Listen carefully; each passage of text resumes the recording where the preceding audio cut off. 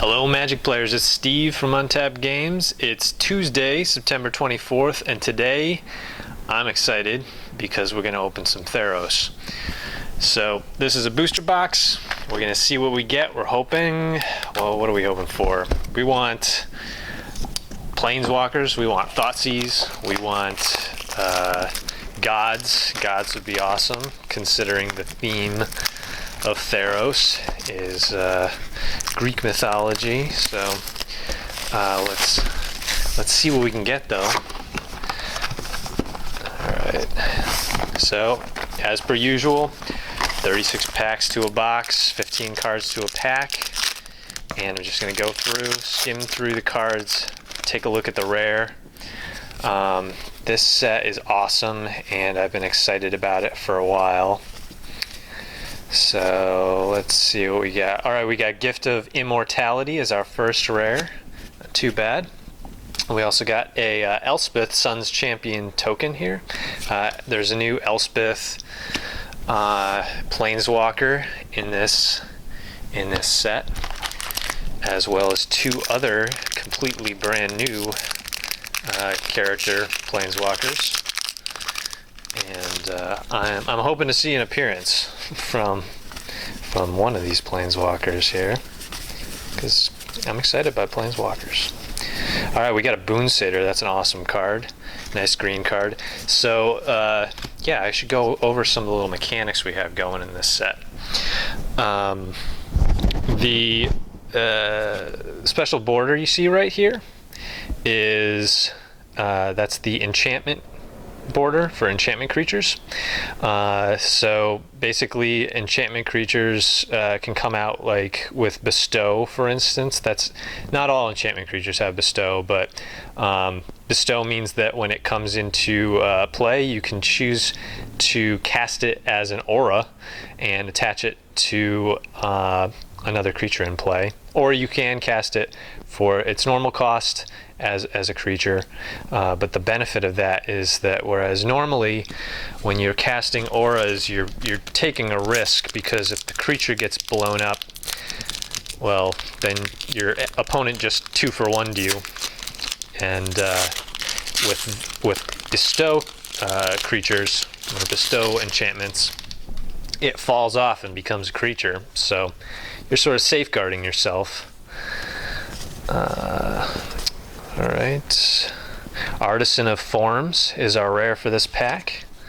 It's a cool sort of copycat clone type creature. Can keep doing that.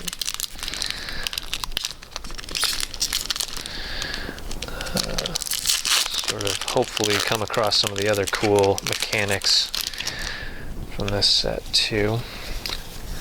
I played pre-release. It was an interesting format. It was a little slow. Alright, so here's another. This is just an uncommon, but Nemesis of Mortals is a really good one. It has Monstrosity. So Monstrosity is basically a one-time pump that you can do on these monstrous creatures, and usually there's some sort of bonus you get the moment that you turn them monstrous. But Monstrosity 5 just means you pay this cost and it gets 5 +1/+1 counters on it. In Nemesis of Mortals case, there is no monstrous ability that goes with it, but its casting cost and its monstrosity cost is 1 colorless mana less for each creature card in your graveyard, which means that he could come out when you least expect it, and you could play a bunch of other stuff with him. So our rare here is Fabled Hero, which is a double strike with a heroic ability, which is another keyword for the set.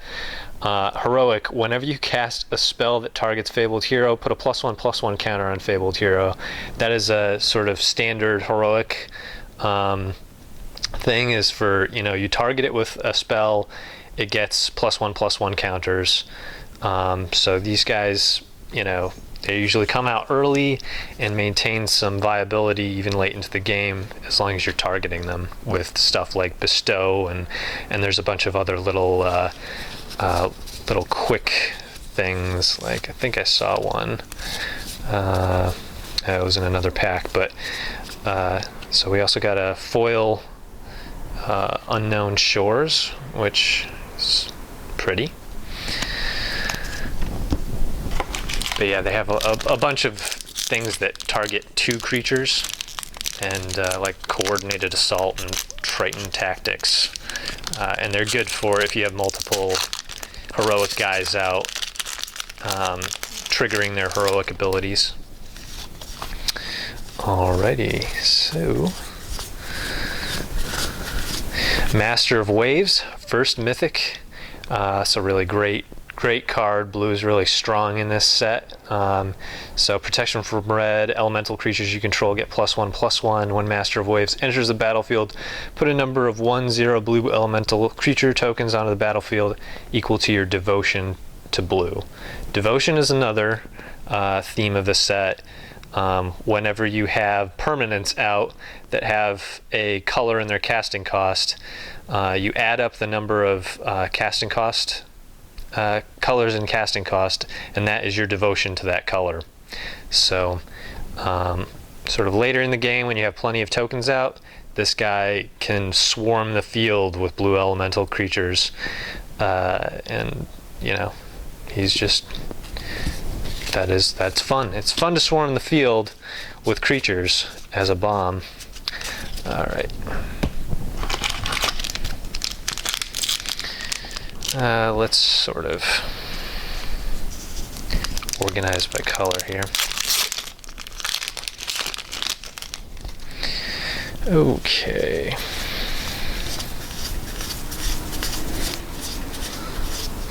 There's that Triton tactics I was talking about. Polis Crusher. So he is another monstrosity guy.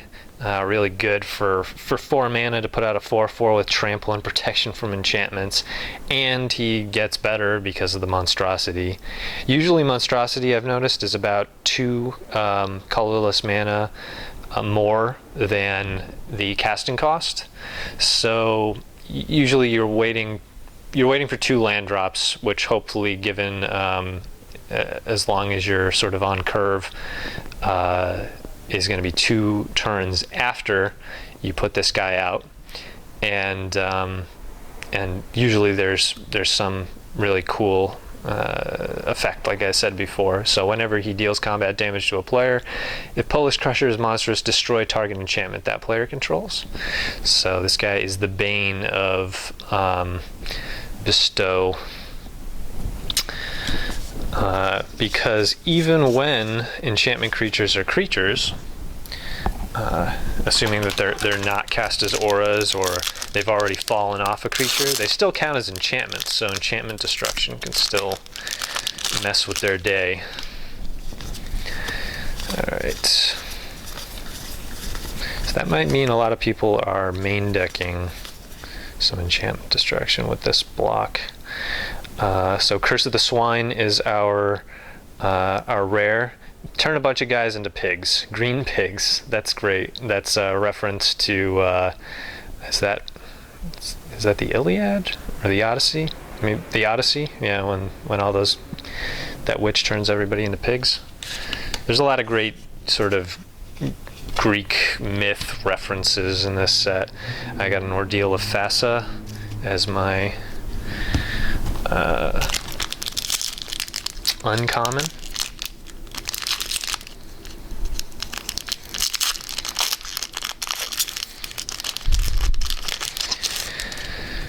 Nimbus Naiad right there, that's a good card.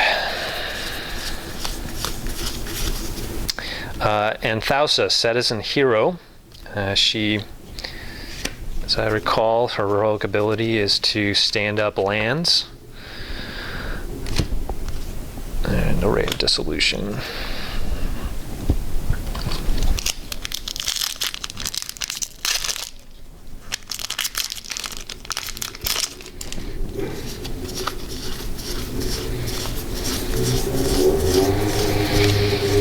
Oh, Celestial Archon, that was one of the pre-release promos. And it's a pretty good bestow card. +4/+4 and flying and first strike. So you get a lot of bang for your buck with that guy.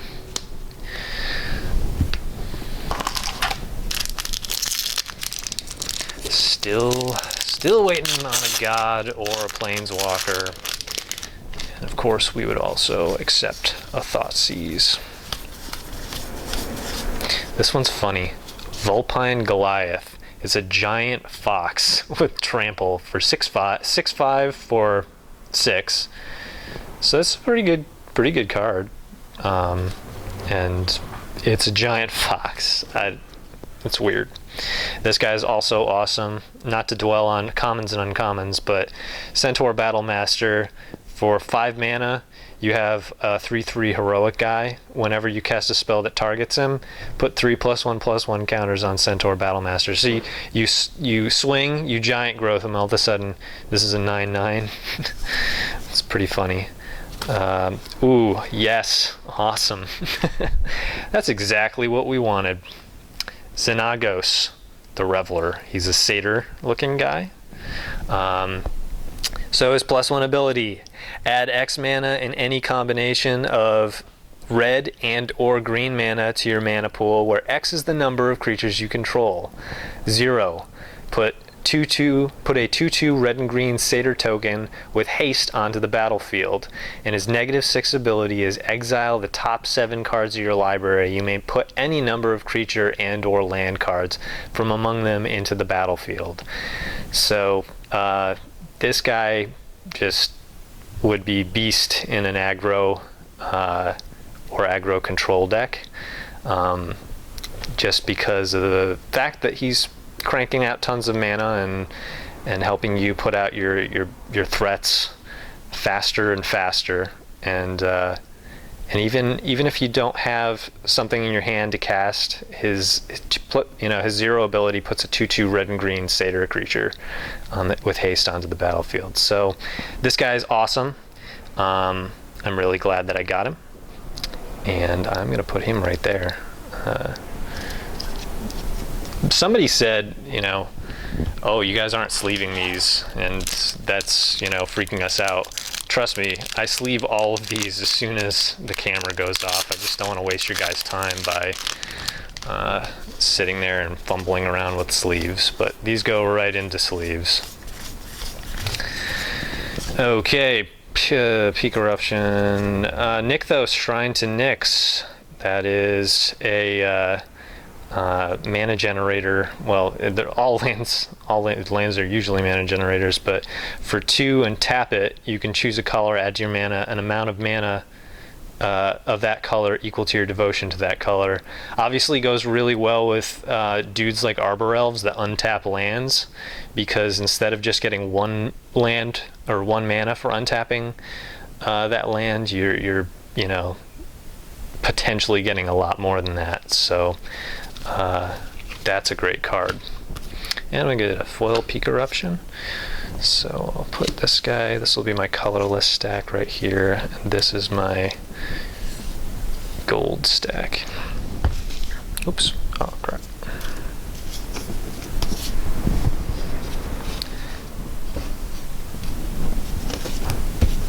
Alrighty.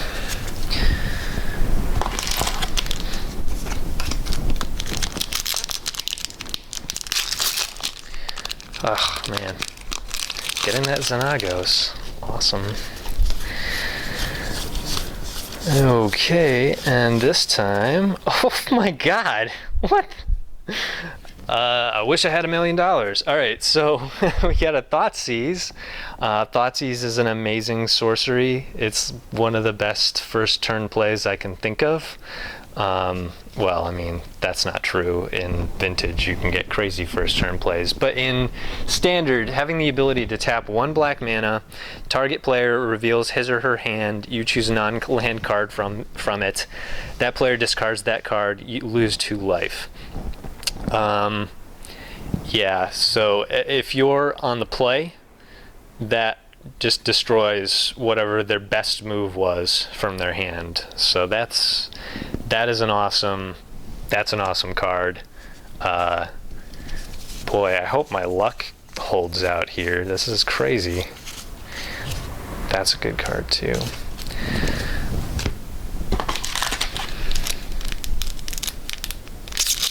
Oh. I should go and buy some lotto tickets or something.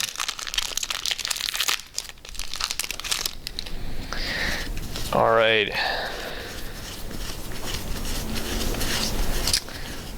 Reverent Hunter. That's a good card. When it enters the battlefield, put a number of +1/+1 counters on it equal to your devotion to green. Yeah, that's fun. Devotion, I don't know how exactly I feel about, you know, relying too heavily on devotion, because it's possible to get some great stuff out of it, but I don't think I'd rely on that as a deck strategy, just because honestly, when I was at the pre-release, there were some people who were going 3 colors, so devotion sort of rewards a mono-color deck. Ooh, this is a really good card. Mistcutter Hydra. X and a green. Mistcutter Hydra can't be countered. Haste protection from blue. Mistcutter Hydra enters the battlefield with X +1/+1 counters on it. Blue's worst nightmare. Can't be countered. Can't be blocked. Has haste. Is efficient. Is usually good whatever turn you play it on, as long as you're putting out mana fairly often. So that is a really awesome green card. And I got that foil. Alright, let's see if we can chug through here and get more planeswalkers. It'd be awesome if I got all 3 in this, because I'm only a third of the way through here. Erebos' Emissary is also very good. Steam Augury. Steam Augury is like a weak fact or fiction. Instead of your opponent separating the cards into 2 piles, you're separating them into 2 piles, and your opponent chooses one, and one of those piles goes into your hand, the other into your graveyard. So you're able to sort of broadcast what you're looking for, since you're making the piles, but you know, it's still a good card, and having that ability to do, you know, hold that mana out, cast that at the end of their turn, and then be able to potentially force your opponent into making a really tricky decision that could lose the game for them. Feels really good. Theros' Emissary, Labyrinth Champion. That's a pretty cool card. Whenever you cast a spell that targets him, he deals 2 damage to target creature or player. So it makes every pump spell that you play on this guy tick down the clock. That is great. It's also our first red, or mono red, rare. That was probably I know that was bothering somebody. They're like, you have 2 piles for white. All right.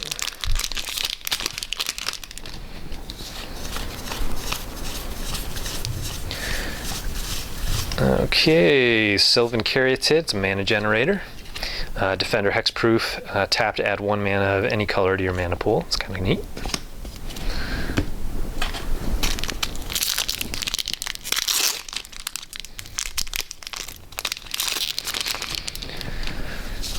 Okay.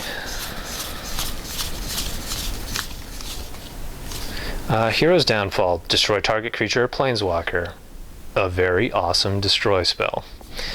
For only 3 black mana, I would take it. Yeah, the limited stuff, basically the limited formats and drafts, I'm super excited for this whole block, really. If this set is any indicator. Temple of Mystery. So the dual lands in this set are interesting. They always come into the battlefield tapped, and when they enter the battlefield, you get to scry. So scrying, I had a lot of fun with scrying in the pre-release. I built a blue deck, and I love how scry lets you basically stack your deck. So yeah, this is the blue-green land, and scrying's really fun. So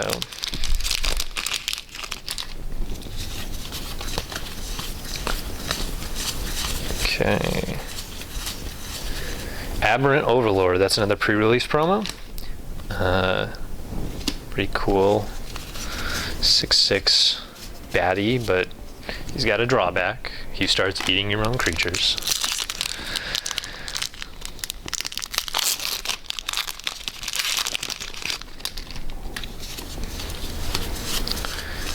Okay.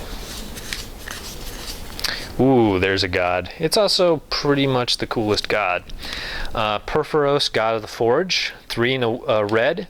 He's indestructible, as are all the gods. As long as your devotion to red is less than 5, Perforos is not a creature. But if you had 5 red mana cost among the permanents on your field, you would have a 6/5 indestructible dude out. Whenever another creature enters the battlefield under your control, Perforos deals 2 damage to each opponent. So obviously, stuff like, what's that guy? Young Pyromancer would pair well with this guy, because whenever you burn or cast any sort of instant, you're beating them for an extra 2 damage, which is awesome. And another activated ability, 2 in a red, creatures you control get +1/+0 until end of turn. So this guy is really awesome. I like him a lot. I'm really glad I drew him. Holy cow. Just looking at this. Xenagos, Perforos. I got that Thoughtseize. Keep going, Steve. A Crow and Horse. This is another one I was talking about with the Greek myth. Subtle, not so subtle nods to Greek myth. This is the Trojan Horse. He's a defender. When he enters the battlefield, an opponent gains control of him, which is really cool. And at the beginning of your upkeep, each opponent puts a 1/1 white soldier creature token onto the battlefield. So this triggers, for the opponent, not for you casting the spell. It's really, really clever. Awesome flavor. Just like this entire set is just, the flavor of this set's so awesome. I'm a big fan of Greek and Roman mythology, and I think that the design team just did an awesome job on this set. Stormbreath Dragon. Gosh, I'm on a roll here. Flying Haste, Protection from White for 5, a 4/4 for 5 with Flying Haste and Protection from White. But that's not all. He also has Monstrosity 3 for 7 mana. So he's a little high for monstrosity cost, but when he becomes monstrous, he deals damage to each opponent equal to the number of cards in that player's hand. So for control decks that are trying to have large hands, this guy is a beast. And he's just, man, this guy is ridiculous. Alrighty.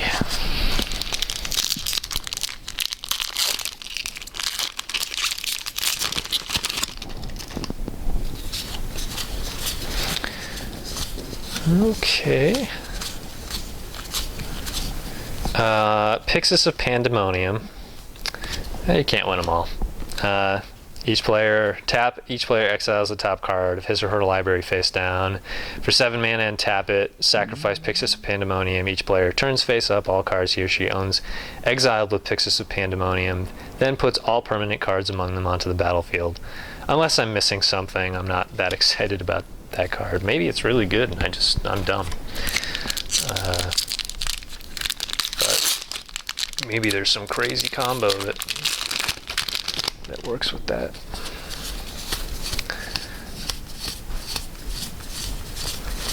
Oh, Anax's Cymede. This is one of the sort of archetypal heroic guys. Foil Prescient Chimera rather. So he's a 3/2, or he and she is the 3/2 with first strike and vigilance, and whenever you cast a spell on him, creatures you control get +1/+1 and gain trample until end of turn. So that's good. I like it.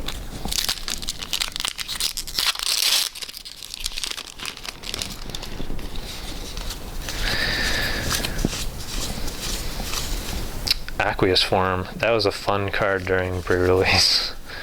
Bident to Thassa. There's one of these for every color. There's sort of like the weapon of that god, and they're usually pretty good. This one makes it so that basically all your creatures become sort of what do you call those? Like pirate creatures. Whenever they deal combat damage to a player, you draw a card. So you basically gain a looting mechanic, which is really cool. And you can also, with its ability, you can cause your opponent's creatures to attack. So if you're not too worried about taking damage, you can just let them hurt you and then draw a bunch of cards the next combat round. So this is a Prophet of Crufix. I don't know much about this card. Let's see, 3, a green and a blue. Untap all creatures and lands you control during each other player's untap step. You may cast creature cards as though they had flash. Well, I have nothing bad to say about that. That's pretty awesome.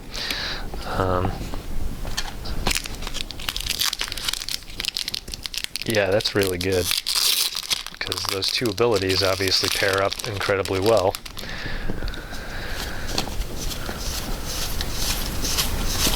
Alrighty, I see a foil card. Oh, Temple of Triumph, another one of those Scry lands. Scourge Mark. We're almost there, guys. We're almost there.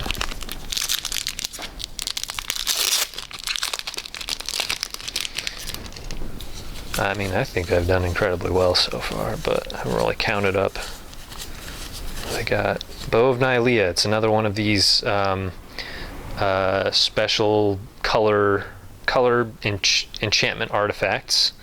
It gives my creatures Death Touch, and for 1 and a green, tap it, choose one, put a +1/+1 counter on target creature. Bow of Nylea, or Bow of Nylea deals 2 damage to target creature with flying, or you gain 3 life, or put up to 4 target cards from your graveyard on the bottom of your library in any order. It kind of reminds me of, it's like a persistent charm spell, one of those color charms that does a bunch of color related effects that you can choose between. So it makes it incredibly versatile. Only with this, you could do it every turn until it leaves the battlefield or whatever.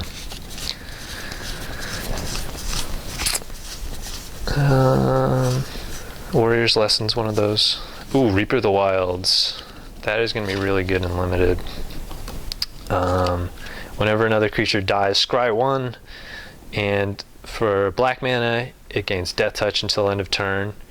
And for 1 and a green, it gains Hexproof until the end of turn.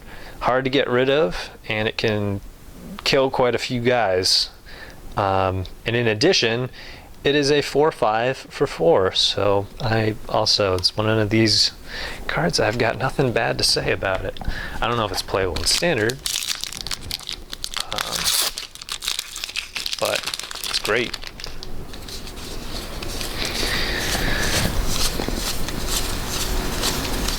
And Daxos of Miletus.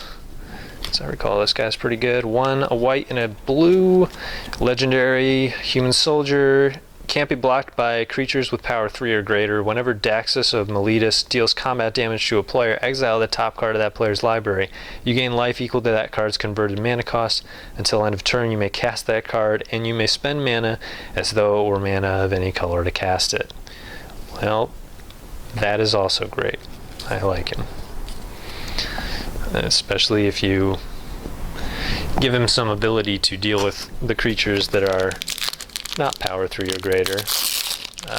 You have quite a racket going with him.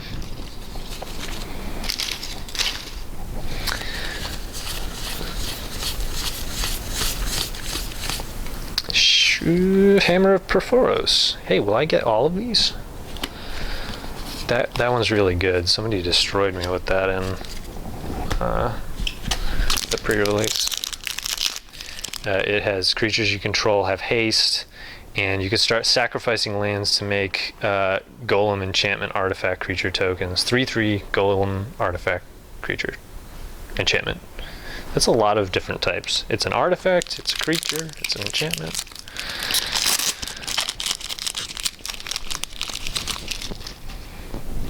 Alrighty.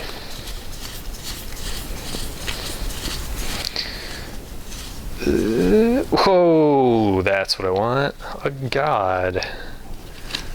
Erebos, God of the Dead, indestructible, as long as your devotion to black is less than 5. He's not a creature, blah, blah, blah.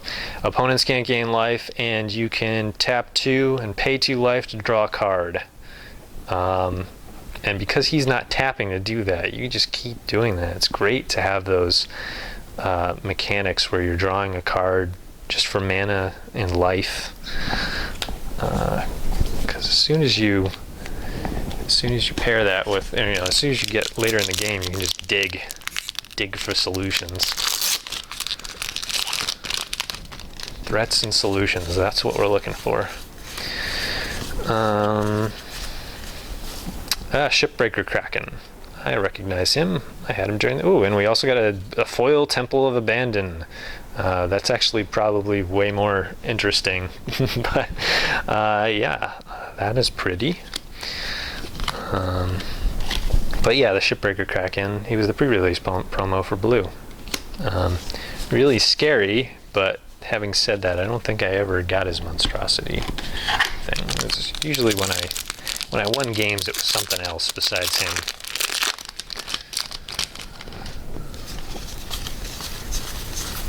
Alright, this looks like I have another, Temple of Abandon. Great. Great and good. Last pack.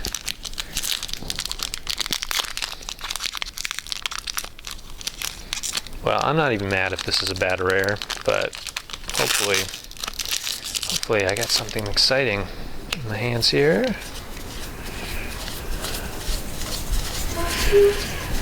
And I do. Thassa. Hey, I have 3 out of 5 of the gods here. That's pretty awesome.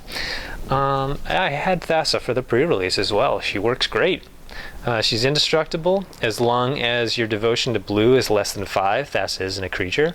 At the beginning of your upkeep, scry 1. That is an amazing ability to have on as of 3rd turn. And for 1 in a blue, target creature you control can't be blocked this turn. So, yeah, she's excellent. She helps you dig with her scrying, and then the creatures that you get are unblockable basically as long as you have the mana for it. So she's really good. I really enjoyed playing with her. She was much more of a threat than the Shipbreaker Kraken, obviously. I mean, she's a mythic, so you'd hope so. So that was the entire box. I hope you guys enjoyed that. I did. Man, what did I get here? I got a Purphoros. I've got I got that foil Temple of Abandon. I got Xenagos here. I got Thoughtseize. Boy, I made out well. So I hope you guys enjoyed. We have a Facebook contest going on until the pre-release. Until release day. Actually a little bit after. So yeah, it's going on until the 30th of September, and you can win half a booster box of Theros, so half of this product. And so you should go to our Facebook page, enter by liking the question and answering it. And yeah, so stay tuned for more Theros stuff, and hope you guys have a great day. Bye.